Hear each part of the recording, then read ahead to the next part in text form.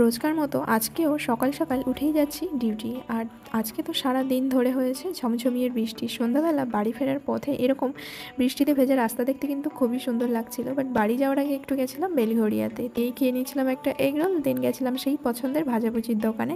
তো ওদের খাবারের কোয়ালিটিটা আগের থেকে না অনেকটা খারাপ হয়ে গেছে। এখানে ভুলুকে দেখো খাওয়ার জন্য অধীর আগ্রহে বসে আছে আর খাচ্ছে ওর সাথে। তারপরে দীর্ঘক্ষণ অপেক্ষা করার পরে ট্রেন বাবা জীবন এলো। দেন ওখান থেকে এলাম শিয়ালদাতে এসে দেখতে পেলাম গুম্বার ভবিষ্যৎ। ভলুকে দেখছিলাম আর ভাবছিলাম গুম্বাও বড় হলে ঠিক এর মতো এরকমই হবে। ওর সাথে গল্প করতে করতে চলে এলো ওর আরো দুটো বন্ধু বান্ধব, ওদের সাথে একটু দাঁড়িয়েছিলাম। দেন চোখে পড়লো পাশেই আছে বাজার কলকাতা। তো চলো ঘুরে আসাই যাক, কারণ সামনে আসছে ভাইফোঁটা। তো দাদার জন্য জামা দেখতে এসে আগে নিজের জামাই দেখতে ব্যস্ত ছিলাম, তো কিছুই আমার পছন্দ হয়নি, রং চলে যাবে কিনা সেই ভয় আর নিয়ে নিই। দেন ভাইফোঁটার আগেই ভাববো এরকম প্ল্যানিং করে বেরোলাম। এক বয়স্ক দিদার রিকোয়েস্ট তার থেকে নিয়েছিলাম দুটো এই চিট বাদাম। আর আমার মতে বয়স্ক মানুষদের থেকে কিছু কেনা আমাদের উচিত। তো আজকে এখানেই শেষ করছি, টাটা।